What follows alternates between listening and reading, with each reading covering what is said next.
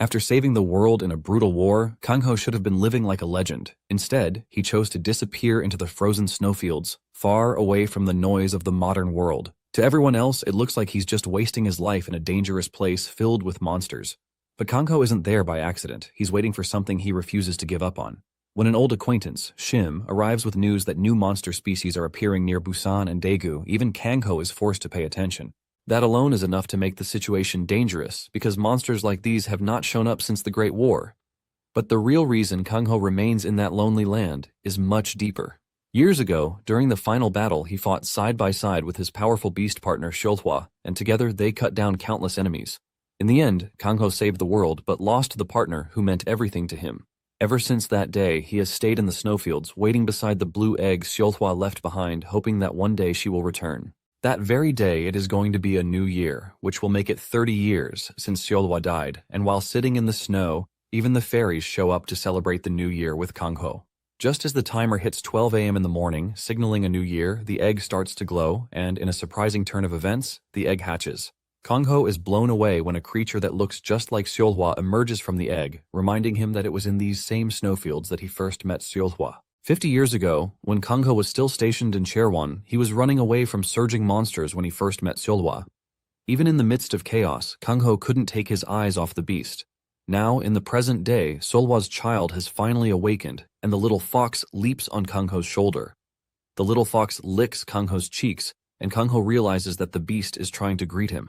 Kang-ho returns the courtesy while telling the new baby that she looks so much like Seolhwa too. Just then, he notices some beasts flying ahead, and he uses his beast eye to appraise the beasts. He realizes that it is a new monster species, but it has quite low stats. This reminds him of what Shim told him about the new species that are just emerging. Kang-ho wonders if Seolhwa's child awakening and the appearance of new monsters are connected. Later on, Kang-ho heads to the headquarters of Korea's Big Three Guild mercenaries, Mercenary Tower. Kang-ho arrives on the roof riding on Mongchi's back, and when one of the guards sees this, he freaks out. He calls on the team leader, telling him that there is a problem because a demonic beast just landed on the roof. He is screaming about backup when the team leader pats him on the shoulder, reminding him of Article 3, Paragraph 1 of the Emergency Response Manual. It turns out that the article states that if a young man riding a saber tiger appears, he is a friend of the chairman, and they are expected to treat him kindly. The team leader tells the dude to open the roof because he is an important personality. The guard finally realizes that the emergency manual was not a story made up to tease rookies. Before entering the building, Kang-ho urges Mongchi to behave himself while he is away, and he pats him on the head as a bribe. Kang-ho and the team leader exchange greetings, and he asks him if his boss is inside. Upon entering the building, Kang-ho sees a picture of him and his comrade on the shelf. Moments later, an aged man enters the room, and it appears that he is the same man who was in the picture. His name is Lim Chulbai, and he is one of the 5 heroes who is also known as Iron Fist King. Chulbai is so happy to see his friend that he jumps into his arms. The first thing Kang-ho asks him is why he has so much liquor lying around, and Chulbai says they are already old, so they have to at least drink a lot of liquor to catch up. Kang-ho argues with him, saying he is supposed to watch his health since he is getting old already. They are in the middle of this conversation when the little fox crawls out from Kang-ho's clothes. Chulbai is shocked to see this, and he asks his friend if the fox was born from Seolhwa's child. Kang-ho confirms this, saying it was, and he has decided to name her Sola.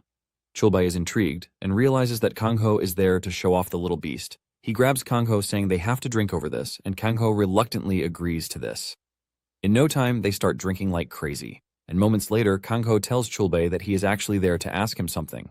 Chulbai asks him what it is, and he reveals that the Disaster Management Bureau came to see him and showed him the new monster species that they have encountered. Chulbai tells Kang-ho that this is the same problem that his guild is facing. Apparently, one of their rankers who was dispatched to the southern conflict zone went missing, and it was really surprising because the dude was A-ranked.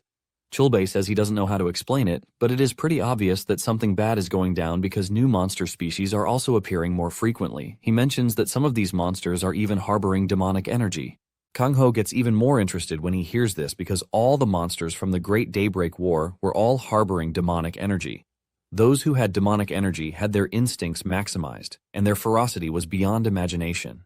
At the center of it all was a being, Majin, that pushed the monster's demonic energy to the absolute limit. Kang-ho is scared that in the worst-case scenario, the beasts could appear. Chulbai soon moves past this, telling Kang-ho about his New World ranking, which is currently 40th. In addition to this, he is currently number 6 in Korea, and Kang-ho commends him, saying he is doing well for himself as an old man. Chulbai refuses the idea that he is doing well because everything else is getting expensive while his ranking is dropping. Just then, Chulbai suggests that they measure their magic power before Kangho leaves. He mentions that his current magic power is at 14,000, but Kangho says he is not interested in this because it is pretty boring. However, Chulbai manages to guilt-trip him into agreeing to do it. Kangho puts his arm into the measuring bracelet and Chulbai tells him to inject his magic power into it. Kangho does this and the device starts scanning to identify the user. Once his identity has been confirmed, the device reveals that Kangho's combat power is 120,000, and the device displays his estimated ranking based on his combat power, which turns out to be first in the world ranking. Chulbai freaks out when he sees this, and he asks Kangho what the hell he's been doing in the snowfields. Kangho replies that all he's been doing is farming and raising mengqi. Later on, we learn that there is a dungeon orchard, which is a small dungeon located near Kangho's residence. It turns out that it was given the name orchard because a large number of fruit trees inhabit the garden, which strengthen demonic beasts. It is basically an important dungeon for someone like Kangho, who is the Beast King. Apparently there is just one way to enhance the orchard, and this is the fairy stone. Kangho brings out a big fairy stone that he was given as a gift, and he plants it in the orchard. This immediately unleashes a massive amount of energy into the garden, and even Kangho is impressed by the effects. The fruits start to glow, and even the fairies seem to be enjoying the moment. The galags present in the garden have also grown about twice as much in an instant, and Seola leaps toward the beasts to celebrate with them. While Seola is busy jumping around, Kangho activates the Beast Eye to check her stats. For her rarity, she is ranked SS, but her attack level and combat level are still FF. Surprisingly, both her special ability and potential have question marks around them. Kangho is surprised to see that Seola is a subspecies, and it also has question marks on it. Suddenly, Seola leaps in the opposite direction and runs out of the cabin. Kangho wonders why Seola is running off as if she felt something, and Kangho decides to follow her. In no time, he catches up to her, even though she is pretty fast, and moments later, they leap off a cliff to find some earth spirits surrounded by a bunch of monsters. Seola immediately leaps down to stand in front of the earth spirits to protect them. Kangho is surprised that Seola rushed over to protect the earth spirits. Just then, an A-rank serpent emerges on the scene, and Kangho figures out that even for a mythical beast, it is a bit early for Seola to face the beast. It turns out that the serpent is a titanoboa, which is pretty dangerous. Kangho then activates his Beastmaster's innate ability called the Predatory Instinct. This is a skill that forces monsters to perceive the caster as the absolute apex, ruthless predator of the world. The serpent panics the moment Kangho activates the skill, and it starts to tremble. Kangho grabs it by the tongue, telling it not to ever show its face around again because if it does, he's going to turn it into snake wine. Kangho demands an answer from the serpent, and it shakes its head to confirm that it understands what Kangho is saying. With a scary voice, Kangho tells the beasts to scatter, and every one of them vanishes from the scene. While the beasts are running off, Kangho spots a monster raptor in the distance, and there is demonic energy oozing out of this beast. Kangho checks out the monster's stats, and it turns out that it has low stats. Without hesitation, Seola chases after the raptor and Kangho follows them. Kangho notices a gate in the distance and he figures out that the raptor emerged from the gate. As they approach the gate, he realizes that the surroundings are filled with demonic energy because of the raptor. They jump into the gate, and the moment they enter the gate, Kangho can notice the presence of evil in the surroundings. Surprisingly, Seola obtains her second tail just moments after they step into the gate. Kangho reads the information displayed on her stat board and realizes that Seola's growth is 1.5 times faster than that of others of its kind, thanks to the new tail that she just acquired. 3 raptors with demonic energy emerge in the distance, and Seola asks Kangho if she can go play with the raptors. Kangho realizes that Seola is just like Seohwa back then. Kangho remembers training with Seohwa, and they grew up fighting countless battles together. But in the end, he lost Seohwa. Because of this fear, Kangho wanted to raise Seola as a normal kid, but it appears that Seola is a child who naturally loves to fight. Kangho figures out that stopping her from fighting is going to be a selfish act for him. So as not to hold Seola back from doing what she loves, Kangho decides to form a contract with her. He touches her head while letting her know that he is going to raise her to be the absolute best. As his hand touches her head, it releases a massive energy that forms a circle which wraps around Kangho's finger to make a ring.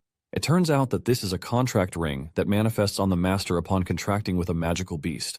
Kangho then tells Seola that he is going to share some of his mana with her, since she is still very young. After transferring his mana into her, he tells her to go and fight to her heart's content, and Seola leaps off toward the raptors. With Seola approaching the raptors, Kangho activates the sensory transfer skill, which is an innate ability of a beastmaster.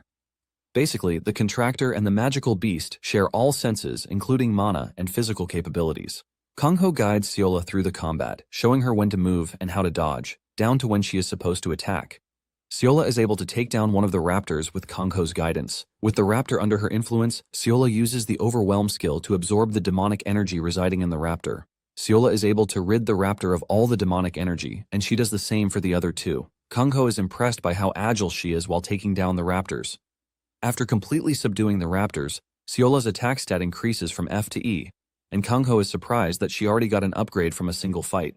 Kangho then calls her over and she asks Kangho if she did great, to which Kangho says yes. He tells her that she did wonderfully well, and he suggests that they hurry home before the gate closes. Kangho calls on the raptors, telling them to wake up and get themselves out of the gate before it closes. Surprisingly, Seola starts playing with the raptors, and Kangho realizes that whoever has no demonic energy is a friend to Seola. However, there is no time for unnecessary play, and Kangho yells at them to get a move on. Kangho, Seola, and the raptors run toward the gate, and they manage to jump out before it shuts off. Kangho is trying to catch his breath when he suddenly hears the Earth Spirits welcoming him with a joyful voice while calling him the Absolute One. Kangho is totally surprised that he is being regarded as this. The Earth Spirits also praise Seola, calling her the Silver White Fang. Kangho soon pushes all the praises aside, and he moves closer to the leader of the Earth Spirits, asking her if she used magic, which is why she is able to speak human language. Kangho also sweeps this aside again, asking the Earth Spirit if she is referring to Seola as the Silver White Fang. The Earth Spirit is surprised that the beast has a name, and she reveals that back in their homeland, they have always worshipped the White Fang as their guardian deities since ancient times. Among these deities are the Silver White Fangs that are considered even more special. The lady mentions that the Silver Whites are extremely strong, and they are also kind. In fact, it was a Silver White Fang with 5 tails that saved their country from a monster known as the Corpse Dragon. The Earth Spirit lets Kangho know that the Silver Fangs are nothing but legends to them. Since Kangho is treating their beloved Silver Fang like a child, the Earth Spirits have no choice but to make Kangho their Absolute One. In fact, they decide to compose a dance for him, and while they are busy dancing, Kangho figures out that the Earth Spirit that has been talking to him is the Queen because she has some sort of crown on her head. Kangho then asks her if she is royalty, and the moment she hears this, her mood immediately changes because this tells them that they can't even hide anything from Kangho, the Absolute One. Kangho lets them know that he didn't obviously figure this out because he is the Absolute One, but he doesn't have time explaining that. The Queen of the Spirits then tells Kangho that their territory was recently turned into a dungeon, and she passed out during the whole process. When she finally woke up, she found herself in this unfamiliar world. She lets Kangho know that it's been 3 days already, and before she starts saying what she doesn't want to, Kangho easily figures out that she and her people are hungry. The Queen quickly confirms this, saying the Absolute One was able to catch on to this really quickly. Kangho then tells them that there is an Earth Spirit dungeon called Orchard close to his house. He lets them know that they are free to stay in the orchard if it is fine with them. Without hesitation, the Earth Spirits start to celebrate and worship Kangho. Before he gets weirded out, he tells them to stop bowing. Kangho wonders if this is how all fairy tale princesses behave because the Queen loves bowing like she is a maid. Moments later, Mengshi shows up to pick them up like Uber. The Earth Spirits grab onto the beast, and Kangho urges them to hold on tight as they cut through the cold plains. Later on, Kangho gets a message on a new group chat, and it turns out that it is a group created by Chulbe for the 5 war heroes. The whole group goes wild the moment Kangho joins. Suddenly, the sword god, Junwoo, and the bow god, Hoyong, starts to fight over who is the strongest. In no time, the two set up a match to find out who is the strongest. Kangho is not surprised by this because this is just how these two have been behaving from the very beginning. The moment they see each other, they are always fighting like kids, and even though they are idiots, they are still Kangho's comrades who fought by his side during the Great War. Since it's been a long time, Kangho figures out that it is time to go see their faces again. In addition to this, he has made the decision to raise Seola to be the best, and he figures out that preparing the best training for her is the way forward. Soon afterward, the sword god and the bow god meet at the desired location for their fight, and the mountain is filled with people who want to see them fight. Even reporters are present on the scene to witness the ranking battle between the two. The sword god, Junwoo, is currently ranked number 20 in the world, while the bow god, Hoyoung, is ranked 21st in the world. While they are preparing for the match, the Flame Witch, Mina, one of the 5 heroes, shows up on the scene. Surprisingly, she still looks young for her age, just like Kangho, and the crowd goes wild the moment she shows up. Mina asks the 2 old fools just how long they plan to keep fighting, as if they are not tired already. Even with Mina's pleas, the two are hell-bent on fighting each other with the aim of teaching each other lessons. They are both confident that they are going to win, and Mina realizes that their old habits still remain with them. Mina then officially declares the match as a ranking match, and she puts herself as the guarantor. Just as the match is about to start, Mina notices a familiar figure appear on the scene, and this is none other than Kang-ho. He lands behind the crowd so as not to make an entrance, but Mina quickly catches on. Mina then tells the two fools that they might want to consider canceling the ranking match, but the two are not prepared to back down. Mina then asks them if they will still maintain their stubbornness even though Kang-ho is with them. The moment they hear this and spot Kang-ho in the back, they immediately back down. The two are happy to see Kang-ho, but they are curious about the beast sitting on his head. Kang-ho excitedly tells Seola that they are going to have dinner with his old fellas, which he is sure is going to be an exciting time for her. It turns out that after Junwoo stepped down from his position as guild leader of the White Knight, he established a medium guild near Bukhansan Mountain to train his successors. Junwoo then takes Kang-ho to his medicinal warehouse where he shows him his stash of moon salts. This is a medicinal plant that amplifies herb monsters' mana when consumed, and it is really rare and expensive. Shola is curious about the plant and she even tries to bite, but Kang-ho lets her know that it is not the right way to eat it. Impressed by how adorable Shola looks, Junwoo tells Kang-ho that he is free to take all of the moon salts so he can properly raise Shola. Meanwhile, Ho-young is waiting outside and he is already growing impatient. He screams at Kang-ho to just raid the entire warehouse, but Junwoo tells him that he is prepared to give Kang-ho all he needs. Kang-ho tells Junwoo that he is grateful for the gift, and Junwoo tells him to come visit often if he is really grateful. Just then, Ho-young tells Kang-ho that they have already prepared a bulk load of drinks that they are going to drink, since they have not seen each other in 15 years. Junwoo is in support because he heard that Kang-ho had a drink fest with Chulbai. Kang-ho decides to roast them, asking them why they are the only ones, including Chulbai, whose appearances have changed over the years. The two ignore this question and suggest that they start with their drinking fest. The following day, Kang-ho heads to Seoul Bank, and the moment he steps into the bank, he is humbly greeted by the clerk who tells him that he is going to escort him to the VVIP room. Kang-ho begs the dude to stop bowing like crazy while telling him that he is there to take out some mana stones. Seola is confused and she asks him what the stones are for. He tells Seola that it is basically money that they need if they want to go shopping. The clerk lets Kang-ho know that the stone storage room is just as it was, and he lets him know that he is free to use it as he pleases. Soon afterward, Kang-ho finishes his business, and as he walks toward the entrance, a gang member on his bike spots him from a distance. He notices that people in the bank are bowing to Kang-ho, who is dressed casually. He immediately assumes that the people are bowing to the dude in a suit who is standing beside Kang-ho. He decides to see why they are bowing to the dude, and he activates his mana detection lens. This is a device that penetrates objects to display the grade of mana stones and the detected mana. The device is able to tell him that the dude in the suit is carrying 2 C-grade mana stones and 3-grade mana stones in the suitcase in his hand.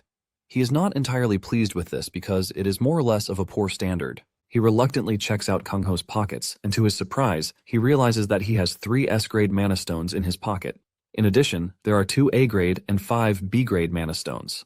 The dude freaks out when he sees this because Kang-ho is basically carrying with him 1.6 billion in cash as if it is nothing. He then decides to check out Kang-ho's rank to know if he is an S-rank hunter, but he couldn't measure Kang-ho's mana with the device. Because of this, he concludes that Kang-ho is a non-awakened person. As Kang-ho walks away from the bank, he believes that he has found the perfect target, since he also doesn't have guards around him. He then contacts his boss to let him know that he has found a jackpot. He lets his boss know that he is going to continue tracking Kang-ho, and Kang-ho just continues doing his thing. Shortly afterward, he makes his way into a peculiar building where he finds a beast woman, who is surprised that Kang-ho came to visit them after 15 years. It turns out that she knows about Mengqi, and she asks Kang-ho what he is planning to raise this time around. Kang-ho replies that he wants to raise a silver white fang, and the beast woman immediately figures out that it is Seolhwa's descendant. Kang-ho confirms this, but lets her know that Seola is a bit different from Seolhwa because she is a subspecies. The woman is surprised to hear this because in her long years, this is the first time she will be seeing a subspecies of a mythical beast. She thanks Kang-ho for the rare opportunity he gave her to see something so special. The woman then tells Kang-ho that she would like him to raise Seola really well. After the meeting with the woman, Kang-ho steps into the street and Seola notices that the entire street is filled with beast people.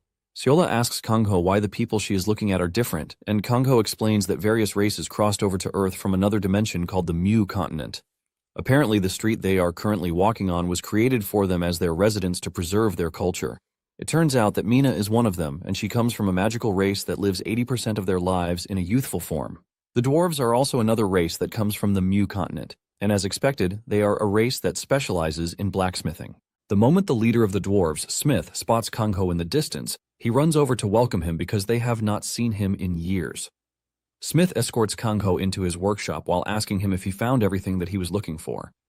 Kang Ho doesn't give a definitive answer to this, and he asks Smith if he has been busy too. Smith mentions that there are always tasks to work on because the White Knight Guild and the Nappa Guild are always sending in tasks for them. Kang Ho then tells Smith that he has a favor to ask, and he shows him his bracelet, which is known as an aura blade. Kang Ho tells him that he wants him to have a look at the aura blade, but it appears that Smith is busy. However, Smith lets him know that they are going to put aside all other requests because Kang Ho's task is always the top priority. It turns out that the other dwarves are also in agreement with their leader. Kang Ho smiles nervously because the dwarves are just the same as he remembers them. Meanwhile, the team of gang raiders is already waiting for Kang Ho to step out so that they can ambush him. Not long after this, the smith finishes with the improvements on the bracelets, and he lets him know that they will be able to handle his mana because he has increased the maximum output too. Smith asks Kang Ho if he would like to test it out, but Kang Ho says no because he will soon have the opportunity to test it out.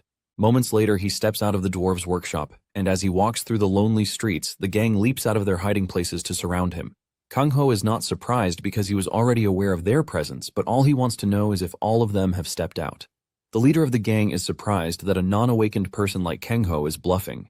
Kang Ho cannot believe that they called him a non-awakened person, and he asks them if they use the mana detection lens because the measurable mana limit is 100,000. The leader of the gang confirms this, and deep down, he is already worried that Kang Ho is too relaxed for someone who is cornered. The dude knows that there are only about 3 awakened in the country with combat power of over 100,000, and he knows all 3, so he is confident that Kang Ho is not one. After taking a minute to think about it, he concludes that Kang Ho is no threat, and he orders his men to attack Kang Ho. Since they have made the decision to be foolish, Kang Ho also whips out his aura blade in preparation for an obvious one-sided battle. The first ones who come rushing at him all get cut down, shocking the leader.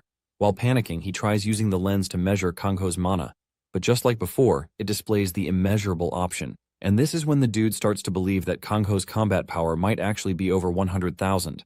He is still asking our MC Kang Ho who he is when Kang Ho punches him in the head, destroying the measuring lens he is wearing. After incapacitating the gang, Kang Ho checks out his mobile and realizes that they are all wanted. The leader of the gang is Myung, and he was a former executive of White Knight, but later resorted to robbery, kidnapping, and even murder. Kang Ho is surprised at this, and he tells the dude that it is pretty obvious that he has been busy. Seeing how dangerous Kang Ho is, Myung thinks of escaping because he obviously cannot take on Kang Ho. He immediately activates his innate ability, the assassin skill. This powers him up and he leaps into the air, fleeing from the scene. It turns out that Myung is confident that no one would get him because he has never been caught by an enemy while using his ability. Suddenly, he hears Kang Ho's voice beside him, talking to him about how he was once a former White Knight executive. Kang Ho is interested in knowing why the dude became a criminal, and Kang Ho punches him to the ground. Myung crashes to the ground really hard, and he starts to panic really hard because he is in the top 50 in the domestic ranks, but Kang Ho is treating him like a baby, which means Kang Ho is a top-tier rank. Myung believes that he has been letting his guard down but won't do that again. He whips out his dagger and gets into an attack position while asking Kang Ho where he is. Kang Ho appears behind him and slaps him hard again. His dagger falls out of his hand as he is thrown into the distance and Kang Ho shatters the blade. The dude lands in a dumpster like the trash that he is, and unfortunately for him, Kang Ho's attack strips off his clothes. While the dude is panicking in the dumpster where he is, Kang Ho is impressed with the weapon that Smith made for him because he has really increased the mana efficiency. Kang Ho then walks up to Myung, saying he can see that he is over 50 already, which means he is from the war generation too. Kang Ho asks him why he became a criminal even after surviving such a gruesome war. In Myung's defense, he starts saying he is not pleased with how peaceful the world has become because it is no fun. He says the world is boring without the spill of blood and piles of dead bodies, and he is already going crazy from it all. When Kang Ho hears this, he is not surprised because there are people like him whose humanity was broken by the long war. These people are already addicted to the slaughtering of enemies, and they end up becoming criminals when it is all over. They are maniacs created by the war, and they are just one of the ills that the current era tries to keep quiet about. Myung notices the silence and smiles while asking Kang Ho if he can relate to what he is saying, but Kang Ho still remains silent. Meanwhile, Junwoo is seen talking to one of his disciples, and the two are having a discussion about Kang Ho. The dude tells Junwoo that Kang Ho looks like someone who has a gentle temperament, even though he is a war hero. When Junwoo hears this, he quickly corrects the dude, telling him that Kang Ho might look gentle, but he has a nasty temper, especially towards criminals. Back in the alley, Kang Ho finally speaks out, telling Myung that since he is tired of peace, he will give him what he wants. With anger written all over his face, he punches the dude into the distance, but follows up with a punch to the face to ruin his handsomeness. Moments later, Junwoo receives a video call from Kang Ho, surprising him. Junwoo excitedly picks up the call and Kang-ho lets him know that he has Meng with him, asking Junwoo if he knows him. Junwoo immediately recognizes the dude, saying he is the one who's been dragging White Knight's name through the mud. Junwoo demands to know where the dude is because he would like to tear him apart, and Kang-ho tells him that he is going to send the address to him. He also lets him know that he has already caught Myung's whole gang, and it is after the call that Myung finally realizes that Kang-ho is the demonic beast king. Kang-ho then asks him if the stash house is the only one they have for stolen goods, and Myung confirms this, saying there is no need for him to lie. He mentions that they were robbed by a guy named Phantom, which is why they only have one stash house left. Kang-ho asks him who Phantom is, and Myung reveals that he is a notorious thief who leaves a black card behind after stealing things. Myung then asks Kang-ho if he is going to allow him to live, since he has spilled everything he knows. Kang-ho says yes, but suddenly punches Myung in the chest, ultimately destroying his mana hole. Kang-ho tells him that the only reason he is letting him live is that he has destroyed his mana hole, which means he won't be able to use his abilities anymore. From that moment on, Myung would have to live as an ordinary civilian. Myung groans in pain when he hears that he is now a civilian and begs to be killed instead. However, Kang-ho tells him to remember just how many sacrifices were made to create the peace he complains about. Kang-ho then leaves Myung and his gang in the dark alley. As they walk off, Kang-ho assures Seola that not everyone who went to war was like Myung, and he assures Seola that he is going to make her a really delicious meal once they get home. However, he tells her that she has to take her bath first before eating. Upon returning home, Seola tries to run away because she doesn't want to bathe, but Kang-ho easily grabs her, and he is not surprised that she doesn't want to bathe because this is just how her mother was. However, the bath is no ordinary bath because Kang-ho is adding the world tree fruit he got on the shopping trip into the water. He used his mana to melt the fruit and mix it into the warm water, producing a good smell and the perfect temperature. Seola tests it with one leg, and she immediately likes the water. Kang-ho is glad that she liked it, and he gently places her in the water. Apparently, before the Beastmen warriors go to war, they would grind up a tiny amount of the world tree fruit's peel and apply it to their bodies. With this, their fur, skin, and hides would be exceptionally strengthened. It turns out that this is the same precious fruit that Seola is currently absorbing into her body. In no time, the water starts to vaporize, and Kang-ho is not entirely surprised because the effects are massive. Surprisingly, Seola is able to acquire another skill, Guardian of Nature. On the stat board, Kang-ho reads that Seola has an outstanding ability to absorb the energy of nature, and her absorption efficiency for medicines concentrated with the energy of nature is 1.5 times that of others of its kind. Kang-ho pats Seola on the head after the whole bathing session and suggests that they get something to eat. Later on, Kang-ho shows his household the precious fruits he was out there getting, which is why he hasn't been around. Kang-ho plans to prepare some precious ingredients, but the Fairy Queen doesn't think normal fire can handle what he is planning to do. Just then, Kang-ho whips out a bunch of mana stones, but the queen tells Kang-ho that he is going to bomb the whole place if he uses that many mana stones. Kang-ho ignores her and throws the stones into the fire, scaring the hell out of the queen. She is expecting the stove to explode, but Kang-ho is able to contain it with his power. The queen is blown away when she sees just how easy it is for Kang-ho to control the flames. Moments later, Kang-ho finishes roasting all of the ingredients until they become fine powder. After this, he squeezes out the juice of the moon salt that he got from Junwoo. He mixes the juice with the powder to form a dough, and he shapes it into a round ball to form dumplings. Once he is done with it, he asks the queen if she is interested in having a taste, but she is scared that her vitality would run wild and explode if she ate something as potent as the dumpling. The queen figures out that the dumplings are specifically made for Seola, and she is already salivating. Kang-ho confirms that the dumplings are for her, but tells her that she can only eat one for the moment because the dumplings have a strong effect. The moment Seola tastes the dumpling, she feels immense mana coursing through her body, and she gladly declares that it is the best feeling she's ever had. Thanks to this, her defense moves from FF to EE. In addition, she gets bigger, which is almost double her previous size, leaving the fairies utterly stunned. After they are done with this, Seola and Kang-ho step out of the house for a run. Kang-ho is glad that Seola is able to absorb the medicine well, and her growth is even faster than Seola's. Kang-ho wonders what would have happened if he had done the same procedure for Seola when she was young. It then dawns on him that he was actually clueless when he was raising Seola. All they did was run and fight together. He wasn't able to feed her until she was full, nor did he let her rest properly when she was sick. Kang-ho starts having regrets that things might have been better if he had raised Seola well. However, this was the reason he studied demonic beasts even more after Seola's death. Kang-ho silently promises to do everything he couldn't do for Seola for her child.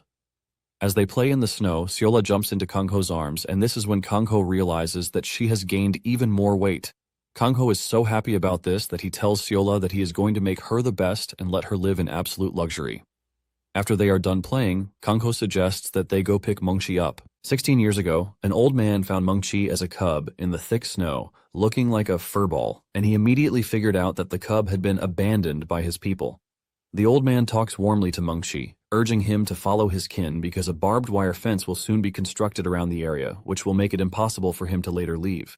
Seeing how vulnerable Mengqi is, the old man thinks of killing him to prevent him from suffering in the future. Just as he is about to whip out his dagger to take out Mengqi, he notices his cute eyes, and this immediately changes his mind. Instead of the dagger, he brings out a beef jerky for himself to eat, and Mengqi happily consumes this while licking the man's nose as appreciation. After this, the old man leaves, but Mengqi remains in the same spot, and when the old man returns again, he rushes over to hug him. From that day forward, Mengqi remained under the old man's care, and Mengqi grew rapidly. During one of their fun days, the old man compared him to a big ball of fun, and this is when he finally named him Mengqi.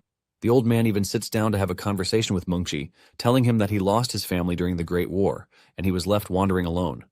To make it worse, he is suffering from an endemic disease that he caught from another world. The man talks about how hard it was for him to kill Mengqi when he saw him, even though he is the cub of a monster, which is practically his sworn enemy. The man believes that he saw his younger self in Mengqi, which is why he connected with him. They are in the middle of this when the man suddenly holds his chest in pain, and he starts to cough really badly. Mengqi sees this and dashes off to hunt for food since the old man has been the one doing it all this time. By the time he returned, the old man had collapsed, and Mengqi panicked. He knows that the only place he can get help is down the mountain, where the old man had warned him not to go. Even though it is dangerous, Mengqi decides to head down the mountain because he has to find help. The moment he arrives in the military settlement, the soldiers raise an alarm and immediately surround Mengqi. They assume that his mother is nearby since he is still a cub. Without hesitation, they attack Mengqi, but Mengqi only wants help for his dying friend. Without being given the benefit of the doubt, Mengqi is attacked in all directions. He tries to avoid their attacks, but it just keeps coming, and deep down, he is already begging for someone to just help him. The soldiers finally incapacitate him, and just when they are about to finish him off, Kangho shows up. The soldiers tell Kangho that he doesn't have to get involved because they can handle the cub. However, Kangho tells the soldiers that the cub is a straggler because there are no adults nearby. He tells them to back off, and he will handle it. The moment Kangho lays his eyes on the cub, he realizes he needs help, and he feeds his body with mana to help him regain his strength. Mengqi then leads Kangho to where the old man is lying. Kangho figures out that the old man is suffering from an endemic disease from the Mu continent, which is caused by an unbearable amount of mana that has taken root in his heart. Kangho places his hand on the man's chest and starts to pass his mana into him, while telling the man that he is lucky he has a brave friend like Mengqi. Moments later, the old man wakes up, and Mengqi jumps into his arms. The two share a heartfelt moment together, showing just how much they care about each other.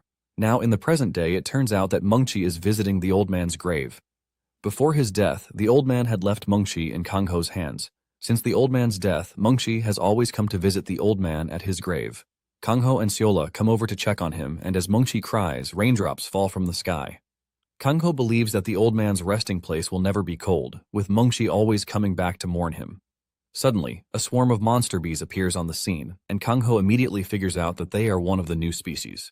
Kangho uses the demonic beast eye to appraise the bees, and from their description, it appears that they possess a blind obedience to their ruler. Apparently, they are also stronger when acting in a swarm. One of the bees flies closer to Seola, and she immediately grabs it by the mouth to suck out the demonic energy. In the process of doing this, the bee tries to sting Seola with its giant stinger, but it shatters on impact. Kangho is surprised by this, but realizes that Seola's skin has gotten tougher thanks to the world tree fruit bath. Kangho then analyzes the stinger and figures out that it contains paralyzing poison, which is why its rank was high compared to its size.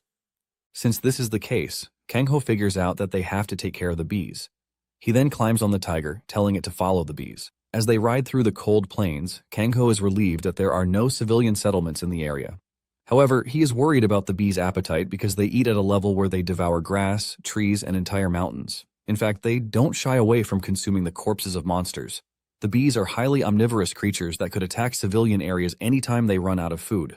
Because of how dangerous they are, Kangho concludes that he has to exterminate them completely before they wreak havoc. Moments later, they find a dark red gate, and Kangho notices that the bees are flooding into the gate, which means their nest is located there. In addition to this, he figures out that since the gate is red, it is considered a raid-class gate. Apparently, he and Mengqi had a hard time with the gate back then, but he believes that they are ready this time around. Without hesitation, they jump into the red gate, and in no time, a swarm of bees comes charging at them. Kangho releases his mana to keep them off. When talking about the Raid class gate, it is a gate that contains an ecosystem that looks exactly like a piece of another world was thrown into it. Thanks to this, rare resources that are not present in normal gates can be discovered in the gate. However, the monsters found the red gate to be much more dangerous and stronger than normal ones. Just then, Kang-ho sees another swarm of bees in the distance, and these look 3 times bigger and have 3 times the demonic energy of the ones they saw before. The aggressive bees dash toward Kang-ho, but he easily cuts down the first attacking bee while checking out its stats to see that it is much stronger than the ones he found outside the gate. Without a doubt, Kang-ho figures out that giant bees are the ones protecting the place. As the bees prepare to swarm them, Kang-ho activates the sensory transfer skill. This is a skill that allows the contractor and the demonic beast to share the same senses, including mana and physical abilities. Kang-ho also leaps toward the bees with force, cutting them down without mercy. Seola attacks one of the bees and tries to bite it, but the bee manages to escape her grasp. Kang-ho teases her, telling her that the bee is still too big for her mouth, which is why she couldn't hold it down. As the fight continues, Kang-ho realizes that there is no end to the bees, but he suddenly senses a powerful demonic energy in the distance. He decides to go over to the honeycomb to check it out. He leaps off Mungxi's back and with a powerful force combined with an aura blade, he cuts down all of the bees standing in his way. After taking out the giant bees, he finally gets access to the honeycomb, and he figures out that it is what the bees have been protecting. The honeycomb is radiating so much demonic energy that it is oozing out of it. Kang-ho crashes into the honeycomb, and to his surprise, he sees a strange figure sitting comfortably in the honeycomb. From its appearance and the energy coming out of its body, Kang-ho realizes that a demon has finally appeared again. Just then, Kang-ho hears the demon mumbling about how screwed he is. In a shocking turn of events, Kang-ho shouldn't be able to hear the demon language, and the moment the demon figures out that Kang-ho can hear him, he decides to make things formal. He introduces himself as Theo Kamigan, who was once the 4th-ranked demon in the demon realm. Kang-ho is already preparing for a fight against the dude when he suddenly goes on his knees saying he doesn't want to fight because he hates fighting, especially against someone who is stronger than him. Theo is surprised that there is a human with the ability to command monsters. Kang-ho is ultimately shocked at what he is witnessing, and since Theo poses no threat to him, he deactivates his aura blade. Kang-ho figures out that Theo is different from the other demons he saw during the war because he has what it takes to communicate. He remembers that back then, the demons were like mindless machines spewing out demonic energy. But Theo feels like a real human. Kang-ho then asks Theo what he is, and Theo, still on his knees, reveals that he is a demon. Kang-ho asks him why a demon like him is there, and Theo mentions that it is quite a shameful story and a long one at that. He mentions that after losing a ranking battle and running away, he got caught in a dungeonization. Kang-ho then asks him why he still brought the queen bee with him even though he was running for his life. Kang-ho asks him if the queen bee he is looking at in the distance is the queen of all the monsters, and seeing how serious Kang-ho is looking at the bee, the dude figures out that Kang-ho would not hesitate to kill it. Theo quickly reveals that he only sent the bees out for scouting and they are not dangerous at all. Theo proves how calm the bee is by petting it on the head, and it releases a massive demonic energy that puts it into a fossilized state. Kang-ho is shocked to see this, and Theo explains that if he fossilizes the queen bee just as he has done, it can live without eating pollen, which will prevent it from causing harm to anyone. Theo tells Kang-ho that the bee is a child he has raised since he was young, so he would definitely take up responsibility for it. Theo is in the middle of this explanation when Seola bites his leg, draining the overwhelming demonic energy he has inside him. Seola is enjoying herself so much that it freaks Theo out, since this is the first time he will see a beast that feeds on demonic energy. Kang-ho realizes that Theo is not actually dangerous, but the most dangerous thing of all is the demon realm that he talked about. Since Theo was ranked 4th in the demon realm, Kang-ho believes that the dude is the right person to interrogate for information. However, Kang-ho doesn't think he can ever forget Majin's strength and dashes toward Theo before he can even react. He hits him on the chest and tells him that he has to seal his mana cord just for insurance. Theo crashes to the ground, and when he finally regains his strength, he realizes that his demonic energy is gone. Kang-ho then tells the dude to gently follow him and not try anything funny because he is just going to kill him. Theo agrees, while wondering if this is how humans are. Meanwhile, outside the gate, guilds have... Just then, one of Junwoo's disciples shows up on the scene and he instantly recognizes Kang-ho. King, on the other hand, is still acting all pompous, asking if the White Knight Guild is also participating in the clearing rites. The dude just ignores King, and he turns to Kang-ho, offering his greetings, while telling him that he briefly greeted him through a video call with Junwoo the other day. He introduces himself as Lee Hyuk of the White Knight, and it turns out that he is currently the Guildmaster of White Knight. Kang-ho returns the courtesy and expresses his surprise that clearing rites are now a thing. Hyuk confirms this, saying this is how they do it nowadays. King is already raging when he realizes that Hyuk is ignoring a superstar like him. He then asks Hyuk how he knows a non-awakener like Kangho. However, the name soon rings in King's head again, and he realizes that he is standing in front of the Beastmaster. Just then, Hyuk notices that Kangho is smiling, and he remembers what Junwoo told him about Kangho's smile. He had told him to always be careful because whenever Kangho is smiling, it means he is about to crush the opponent in front of him. Hyuk starts to sweat, while King, on the other hand, doesn't know what is coming for him. Deep down, King is talking trash about Kangho because he doesn't look like much. Suddenly, he gets the wild idea that if he defeats Kangho, he's going to surpass the 5 war heroes. King then prepares to attack Kangho, and the moment Kangho sees this, he sincerely thanks the dude. King tells Kangho that he doesn't have to mention it because the one who should be thankful is him, and he swings his hand so hard at Kangho. Just when he thinks he has landed the first hit, he suddenly realizes that Kangho has disappeared. Before he knows it, Kangho drags him into the dungeon, reminding him that he was arrogant because he wanted to clear the dungeon first. Kangho flings him into the dungeon, telling him to clear the dungeon. King crashes into the ground, leaving him totally surprised, since this is the first time he has gotten trashed like this. Kangho tells him that he doesn't want to intervene in their business at first, but since he pushed him, he has no choice.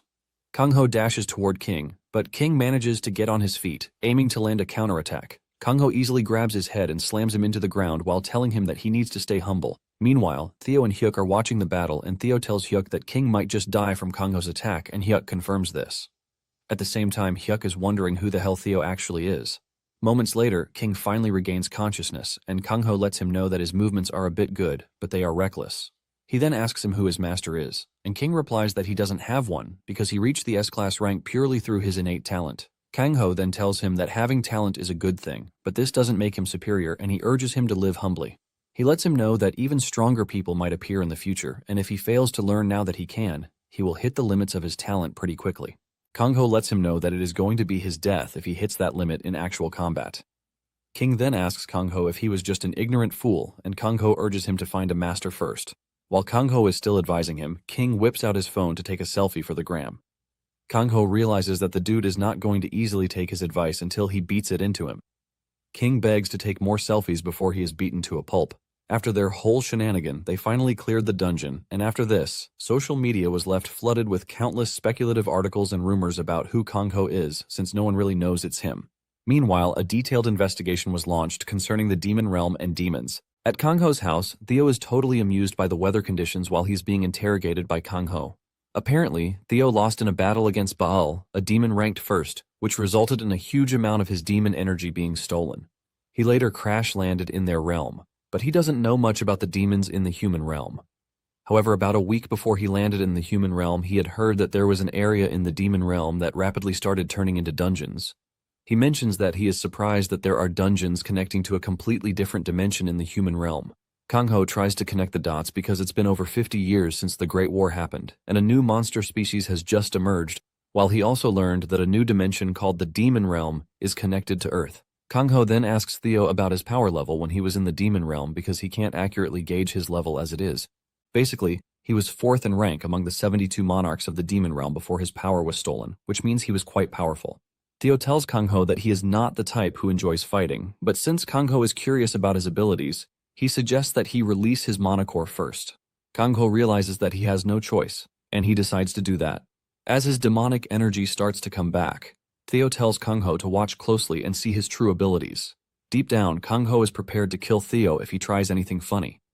Once Theo is in full control of his power, he raises his hand and summons the dead, and this is when Kangho realizes that the dude is a necromancer. Theo confirms this, saying he uses corpses as materials to create familiars and command them, but he lost everything to Baal. Kangho is completely amused by this because this is an ability that exists only in fiction, and there are no awakeners on Earth that have ever awakened with this kind of ability. Theo is still enjoying himself when Siola leaps onto his neck to take more of the delicious demon energy in him. Theo screams out in pain when he realizes that Siola is basically draining him of his demonic energy, and Theo wonders if this is what Kangho was aiming for when he opened his monocore. It turns out that he is right because Kangho was aiming to kill 2 birds with 1 stone. Suddenly, something amazing starts to happen in Theo's monohole after Siola has sucked out the demonic energy. It turns out that his monohole is now being replaced with purified mana, and Siola has also added another tail to her collection.